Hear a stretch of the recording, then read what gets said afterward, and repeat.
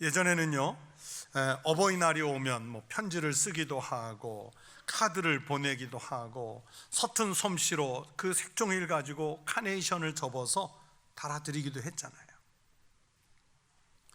어제도 교회에서 부목사님들하고 식사를 하면서 학교 다니고 있는, 이제 자녀가 학교 다니고 있는 목사님들 중에 그 아이가 카네이션을 만들어서 달아주더냐 하고 물었어요. 달았다는 거예요. 그래서 제가 뭐라고 이야기를 했냐면, 아마 평생에 제일 의미 있는 카네이션이, 제일 감사한 카네이션이 그 카네이션일 것이다, 그렇게 이야기를 했어요. 그런데 요즘은 그렇게 마음을 담은 꽃 선물보다는 문자로 대체하는 경우도 많죠.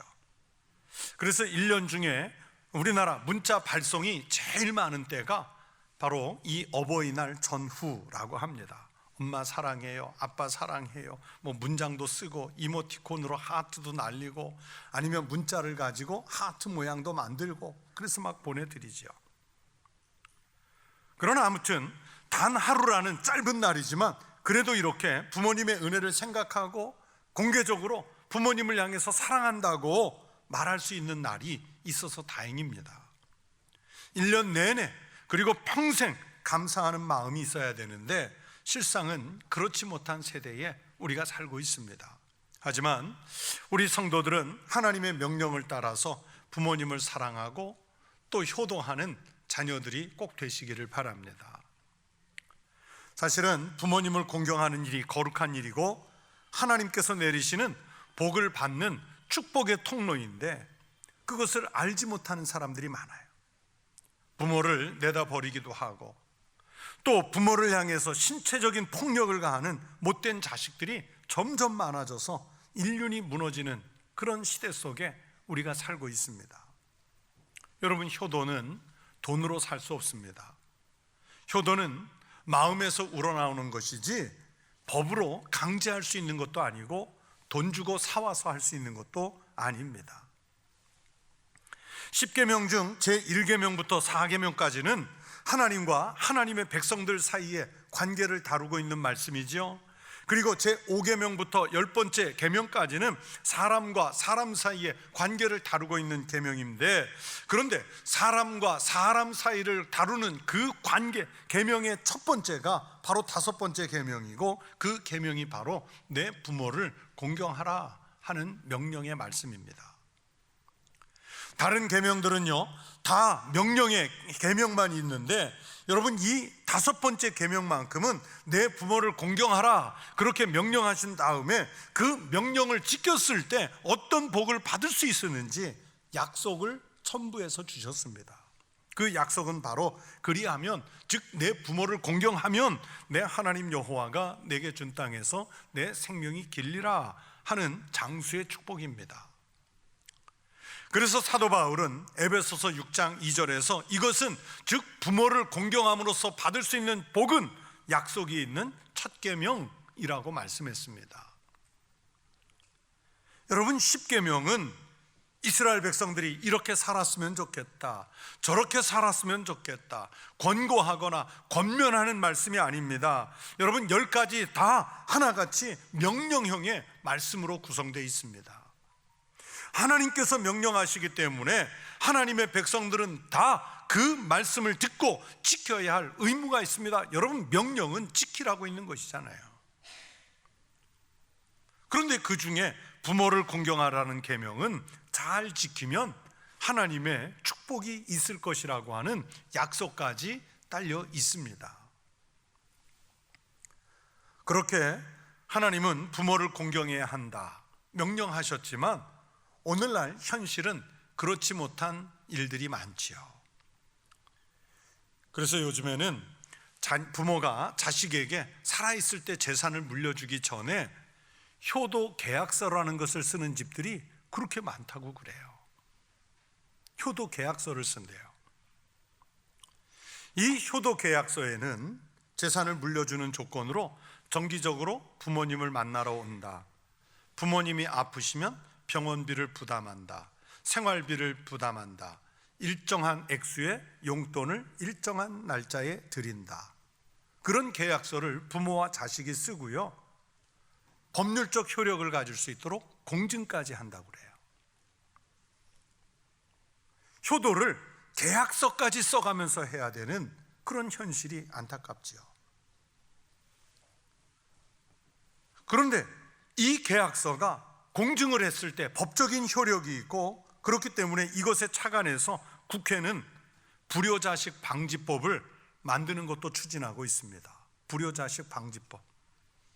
그러니까 효도도 법으로 강제하고 불효를 법으로 금지하는 제도가 생기고 있습니다. 과거에는 상상할 수도 없는 일이죠. 그런데요, 어느 시대나 자식들이 부모에게 효도하지 않는 일, 불효하는 일은 언제나 있었습니다. 하나님의 명령이라면 무조건 따른다고 하는 유대인들도 편법을 만들어서 부모를 섬기지 않는 이들이 있었어요. 이런 계명이 있는데도 부모님을 안 섬기는 이들이 있었어요. 자신들의 위선을 덮을 아주 교묘한 규정들을 만들어냈습니다. 그 편법의 대표적인 예가 바로 오늘 본문에서 나오는 부모 공경에 대한 내용입니다. 바리새인과 서기관들이 장로들의 전통을 핑계 삼아서 예수님과 제자들에게 트집을 잡았습니다. 여러분, 그 트집 잡은 전통의 내용이 무엇이었냐면, 밖에 나갔다가 들어와서 식사를 해야 할 경우에는 이 유대인들의 전통에 의하면 반드시 먼저 손을 씻어야 한다는 것입니다. 그런데 예수님의 제자들 중에는 가끔 이 전통에서 벗어나는 행동을 하는 이들이 있었던 모양이에요. 그래서 예수님과 제자들은, 여러분, 그 사람들이 많이 모이는 노출된 곳에서 식사를 하는 경우가 많다 보니까 이런 트집을 잡히고 있습니다. 이 트집에 대해서 예수님은 바리새인과 서기관들을 향해서 오늘 본문 바로 앞에 3절에 너희는 어찌하여 너희의 전통으로 하나님의 계명을 범하느냐 물으시죠. 여러분, 이 얘기는 절대적으로 지켜야 하는 하나님의 계명은 그렇게 범하면서 너희 인간이 세워놓은 전통을 고수하는 유대인들의 위선, 유대인들의 왜곡된 신앙, 이것을 예수님이 오늘 본문에서 질타하시는 거예요. 예수님이 하나님의 말씀을 그들이 어겨가면서까지 자기네들의 전통은 지키려고 한다고 예를 드는 것이 바로 부모님 공경하는 일, 효도에 대한 것을 예로 드시는 겁니다. 이게 오늘 본문이에요. 오늘 본문에는 나오지 않지만 유대인들에게는 고르반 전통이라는 율법 조항이 있습니다. 하나님께 드린다고 서원된 제물이나 제사는 인간을 위해서는 그 재산을 빼서 사용할 수 없다는 규정입니다. 유대인들이 자기가 가진 재산을 하나님께 드립니다, 이렇게 고르반 선언을 합니다. 그리고 그것은 다 하나님께 드려졌기 때문에 부모님을 위해서도 꺼내 쓰지를 않아요. 사람들을 위해서 꺼내 쓰지 않기 때문에 굳이 하는 일에 인색해집니다. 하나님께 드린다는 서약을 내세워서 부모님 봉양을 회피하는 수단으로 이 규정이 악용이 되었습니다. 그러면서도 빠져나갈 구멍으로 자신들을 위해서는 그것을 꺼내 쓸 수 있는 변형된 전통을 만들었습니다. 바로 이런 부분을 예수님은 마가복음 7장 10절부터 12절에서 이 고르반 전통을 이렇게 비판하셨습니다. 모세는 내 부모를 공경하라 하고 또 아버지나 어머니를 모욕하는 자는 죽임을 당하리라 하였거늘 너희는 이르되 사람이 아버지에게나 어머니에게나 말하기를 내가 드려 유익하게 할 것이 고르반 곧 하나님께 드림이 되었다고 하기만 하면 그만이라 하고 자기 아버지나 어머니에게 다시 아무것도 하여 드리기를 허락하지 아니하여. 이렇게 유대인들은 자기의 어떤 경건한 신앙을 가장해서 부모 공경이라는 인간의 가장 기본적인 도리를 회피하는 거예요. 책임 회피하는 거예요. 그런데 예수님은 이 말씀에서 이런 행동은 단지 부모님에게서만 멀어지는 것이 아니라 궁극적으로는 하나님에게서도 멀어지는 불신앙의 행위라는 것을 말씀하십니다. 여러분, 하나님이 말씀하시는 계명 때문에 아니면 나라에서 국회에서 정한 법이 있어서 효도하는 것이 아닙니다. 또 돈이 많아서 돈으로 효도를 살 수 있는 것도 아닙니다. 돈이 없어서 효도를 못한다는 것도 핑계입니다. 내 마음이 부모님께 얼마나 향해 있느냐에 따라 효성의 마음이 달려 있습니다. 우리는 그리스도인이기 때문에 세상의 법칙이 아니라 신앙적인 시각에서 효도에 대한 마음을 찾아봐야 합니다. 오늘 읽은 이 성경 말씀을 통해서 신앙적인 차원의 예수님께서 말씀하시는 효도를 말씀드리려고 합니다. 첫째, 하나님은 부모에게 효도하라고 명령을 내리셨습니다. 앞에서 말씀드린 대로 명령은 지켜야 하는 일입니다. 4절 말씀을 보세요. 하나님이 이르셨으되 내 부모를 공경하라 하시고 또 아버지나 어머니를 비방하는 자는 반드시 죽임을 당하리라 하셨거든요. 반드시 죽임을 당한대요. 그래서 설교 준비 중에 이 말씀을 묵상하다가 이 말씀을 그대로 적용하면 교인이 반이나 남을까?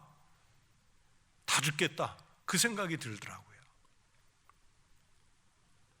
효도는 하나님의 명령이라는 말씀입니다. 또 사도 바울도 에베소서 6장 1절부터 3절에서 자녀들아 주 안에서 너희 부모에게 순종하라, 이것이 옳으니라. 내 아버지와 어머니를 공경하라, 이것은 약속이 있는 첫 계명이니 이로써 네가 잘되고 땅에서 장수하리라 말씀하셨어요. 장수하고 싶으세요? 이 땅에서 잘되고 싶으세요? 그럼 부모에게 순종하고 효도하라고 말씀하시잖아요. 여러분 생각해 보세요. 부모님 없이 자식이 있을 수 있습니까? 부모님 없이 내가 존재할 수 있었겠습니까? 반드시 부모가 있어야 내가 있는 겁니다. 어린 생명은 혼자 잉태되지도 않고요, 생길 수도 없고 혼자 자라지도 못합니다. 부모님의 보호와 양육이 반드시 필요하죠. 오늘날 우리 사회의 큰 문제 가운데 하나가 부모들의 갈등과 이혼 때문에, 혹은 부모들의 경제적인 어려움 때문에, 가정의 다양한 어려운 형편 때문에 방치되는 자녀들이 너무나 많다는 사실입니다. 이것이 단지 경제적인 문제뿐만이 아니라 아주 심각한 정서적인 장애를 유발해서 나중에 사회를 어지럽게도 만들 수 있습니다. 문제는 이렇게 자란 자녀들이 나중에 부모를 돌보지 않고 자신이 당한 대로 부모를 방치하거나 유기하는 사태가 옵니다. 어린이는 어린이대로, 노인은 노인들대로 보호받지 못하고 버려지는 위험한 사회가 될 수 있습니다. 이런 사회적 문제에 대처하는 방법은 어린 자녀들에게는 충분한 사랑을 베푸는 것이고, 부모님 세대를 향해서는 마음을 당한 공경이 이루어져야 합니다. 아이들은 사랑을 받을 만한 아이가 되어야 하고, 어른들은 공경을 받을 만한 어른이 되어야 합니다. 성경은 아주 쉬운 명령으로 이것을 오늘 우리에게 가르쳐 주시고 있습니다. 우리 주위에는 신앙을 갖고 있다고 하면서도 부모를 공경하지 않고 자녀를 사랑하는 일에 인색한 이들이 있습니다. 여러분, 불효하면서 불효 자식이면서 신앙생활을 한다는 것은 옳지 않습니다. 더구나 신앙을 핑계로 아주 교묘하게 불효하는 것은 예수님께서 바리새인과 서기관들을 이 성경 말씀에서 책망하시는 것처럼 하나님께서 반드시 그 불효하는 이들에게는 책망하실 날이 있을 겁니다. 여러분, 하나님을 섬기는 그 마음으로, 그리고 그 정성을 다해서 부모님에게 효도를 드리고 공경을 바칠 수 있는 성숙한 믿음의 자녀들, 성도들이 되시기를 바랍니다. 또 둘째, 오늘 본문 5절 6절에서 예수님은 불효자들의 신앙은 위선이라고 말씀합니다.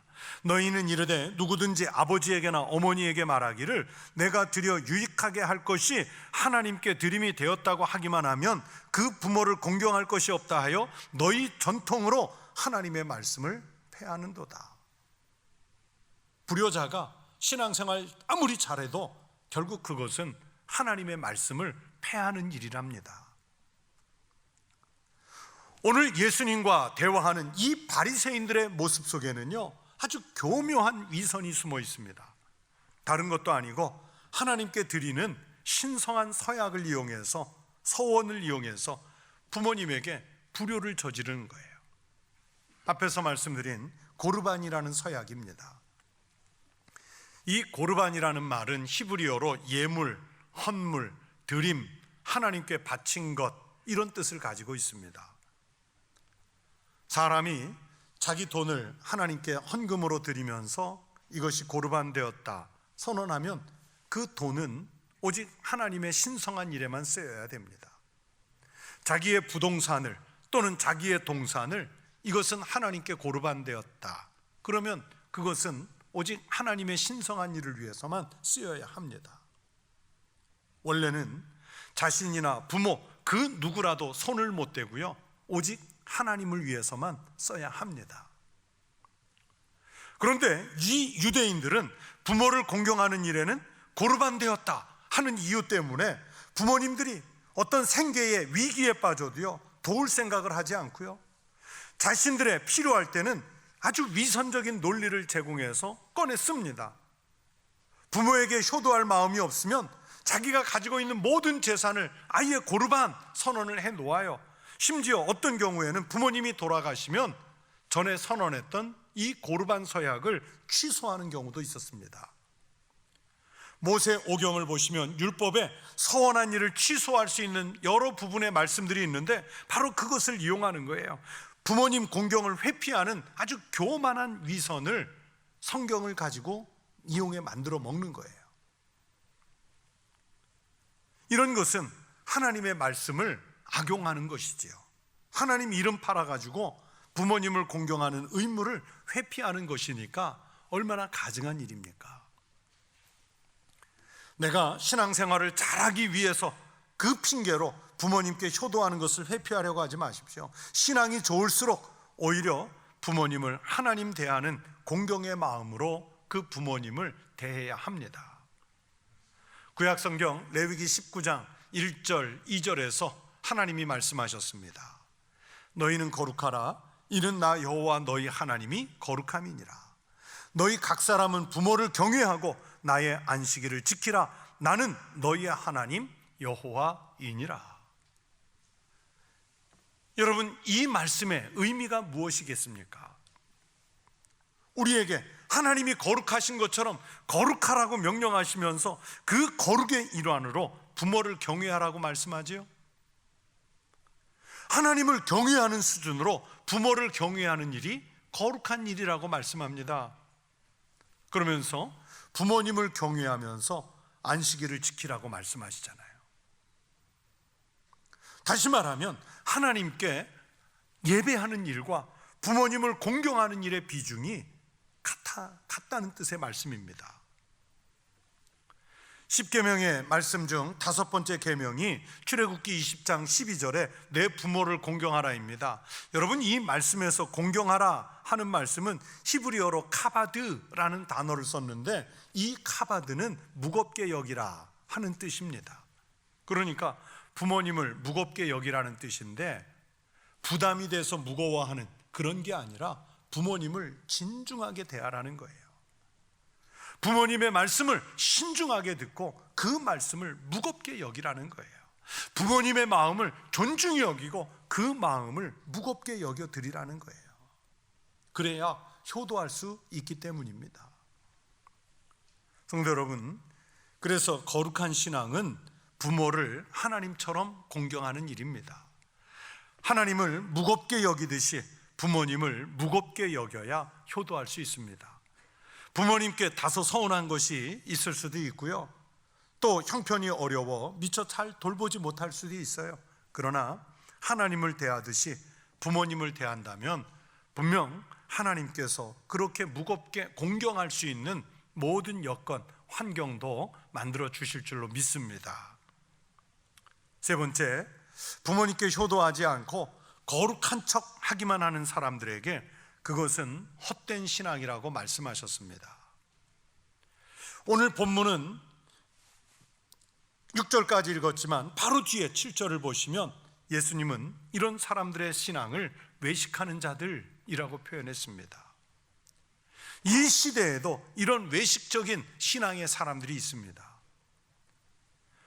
여러분, 나는 지금 하나님의 일을 하고 있기 때문에 부모님 돌보는 것은 뒤로 제쳐놓아도 된다 생각하십니까?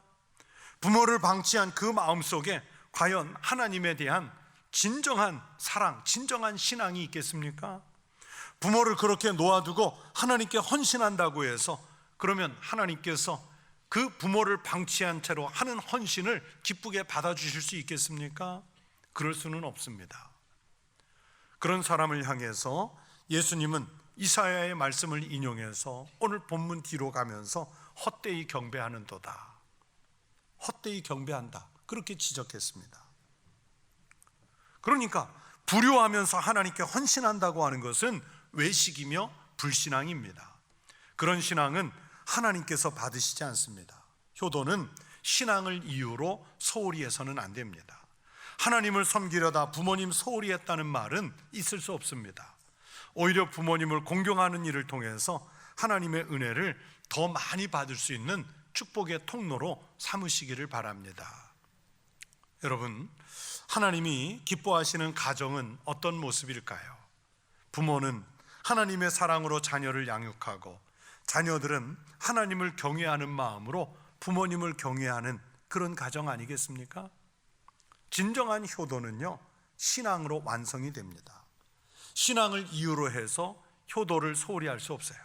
오히려 효도를 통해서 자신의 신앙이 깊어지는 경험을 하시기를 바랍니다. 여러분, 사랑과 효도는 특정한 절기나 5월 달에만 있는 일회성의 행사가 아닙니다. 하나님은 그리스도인들의 가정이 언제나 사랑과 효도가 넘쳐나기를 바라고 계십니다. 여러분의 부모님께, 혹 부모님께서 먼저 떠나셔서 계시지 않으면 부모 세대의 어르신들께 여러분이 할 수 있는 모든 힘을 다해서 정성껏 효도해 보시기 바랍니다. 하나님께서 그분에게 더욱 풍성한 복을 주실 줄로 믿습니다. 효도하는 우리 믿음의 가정들이, 자녀들이 우리 교회 안에 가득하시기를 주의 이름으로 축원합니다.